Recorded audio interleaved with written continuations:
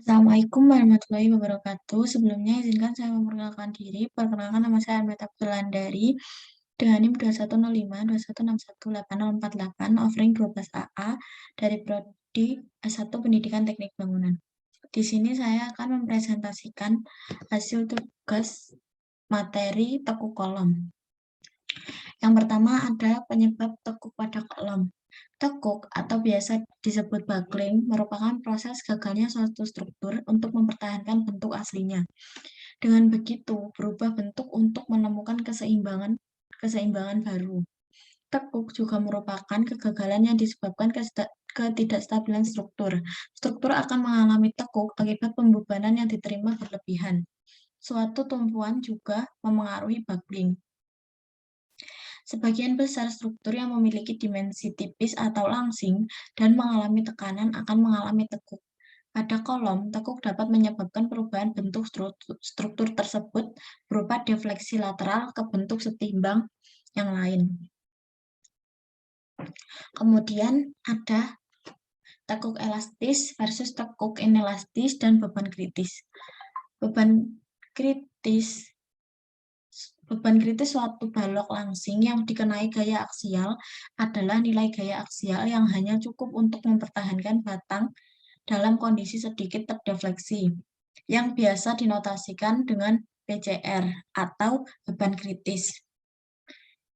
Jika suatu kolom panjang yang mempunyai luas penampang tetap dipin di kedua ujungnya dan dikenai tekanan aksial, beban PCR akan menyebabkan terjadinya tekukan yang dinyatakan dengan persamaan PCR sama dengan P kuadrat dikali E dikali I per LK kuadrat, di mana E merupakan modulus elastisitas dan I momen inersia penampang, LK panjang kolom yang tertekuk.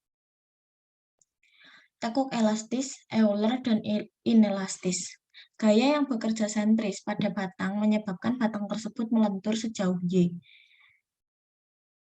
sehingga terjadi momen lentur tambahan sekunder yang besarnya Mx sama dengan P dikali Y. Batang tersebut melentur sejauh Y, yang dimana Y dinotasikan pada gambar ini seperti berikut ini. Garis lentur diberikan persamaan D kuadrat Y per dx kuadrat sama dengan negatif momen X per E dikali I sama dengan P per EI dikali Y, di mana E merupakan modulus elastisitas, I merupakan momen inersia penampang, dan Mx yaitu momen di titik X. Kemudian ada tegangan kritis. Tegangan kritis dicari dengan rumus PCR per A gross, atau dapat juga dinotasikan sebagai Pi kuadrat dikali E dikali I per AG dikali LK kuadrat. Untuk jari-jari inersia, R sama dengan akar kuadrat dari 1 per A gross, di mana A gross merupakan luas penampang. Maka, tegangan kritis didapatkan persamaan atau dapat dicari dengan rumus Pi kuadrat dikali E dikali R pangkat 2 per LK kuadrat. Untuk kelangsingan batang, dinotasikan sebagai lambda, yang dapat dicari menggunakan rumus LK per R, di mana LK merupakan panjang tekuk dari kolom, dan R merupakan jari-jari girasi.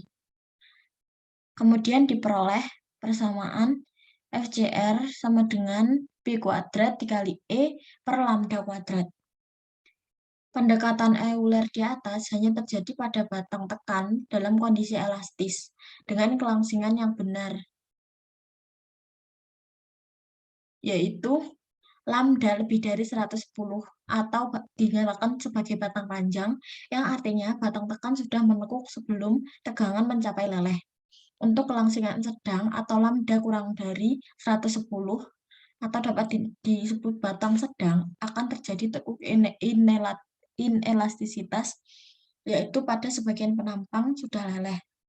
Dan untuk batang pendek atau lambda kurang dari 20, seluruh penampang leleh seperti digambarkan pada gambar 2 berikut ini. Berikut ini ada grafik, ada kurva panjang batang versus kekuatan kritis, yang dimana pada batang pendek,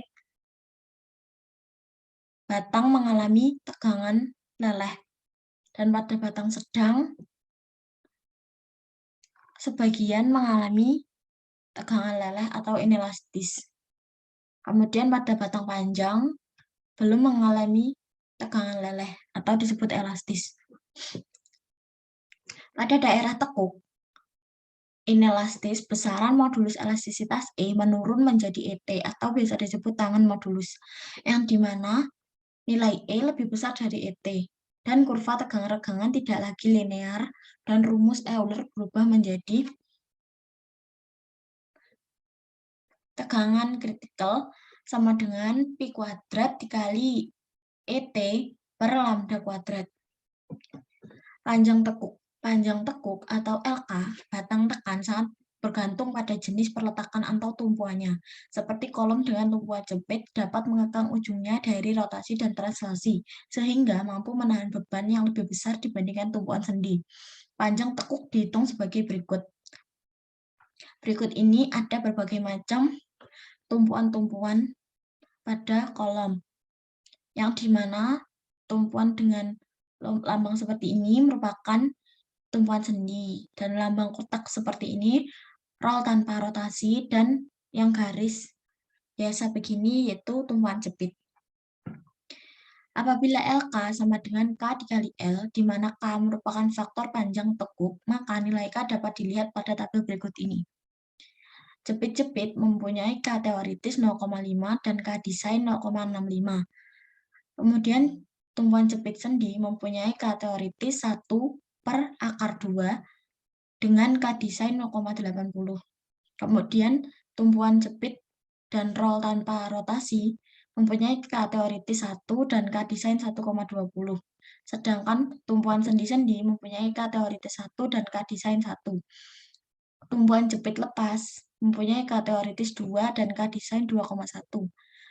Kemudian yang terakhir, tumpuan sendi dan roll tanpa rotasi mempunyai K teoritis 2 dan K desain 2.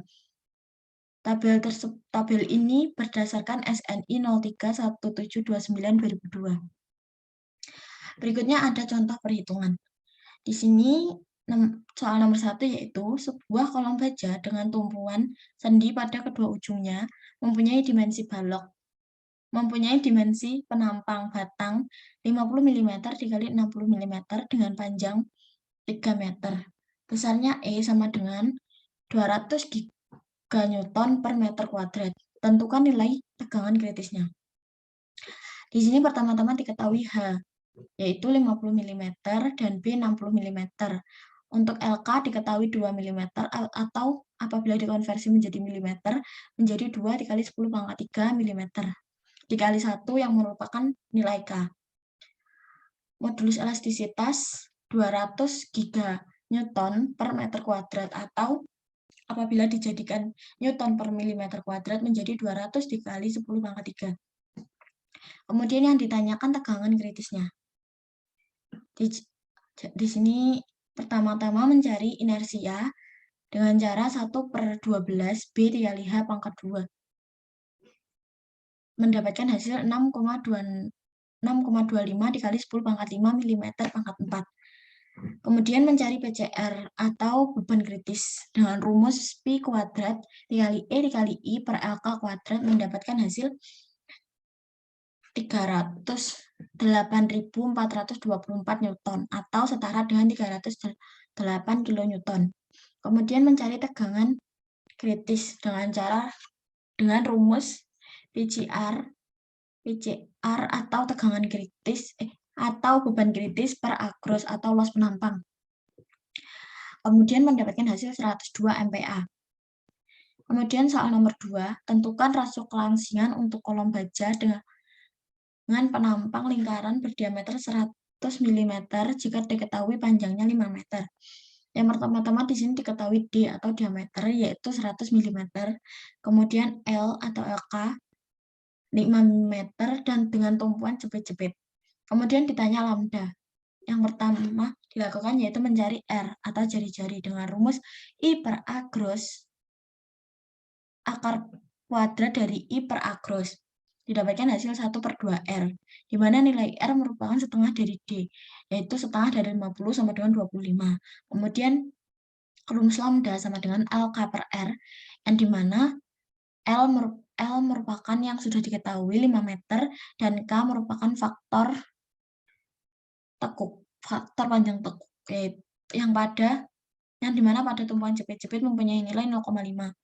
Kemudian dibagi R yang sudah diketahui sebelumnya, yaitu nilainya 25, sehingga mendapatkan rasio kelangsingan sebesar 100. Sekian yang dapat saya sampaikan, atas kurang lebihnya saya mohon maaf. Wassalamualaikum warahmatullahi wabarakatuh.